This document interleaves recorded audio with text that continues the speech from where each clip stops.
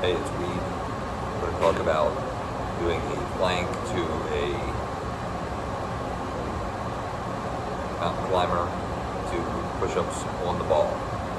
So I talk about safety and being careful with the area around you. The progression is wide and narrow to one.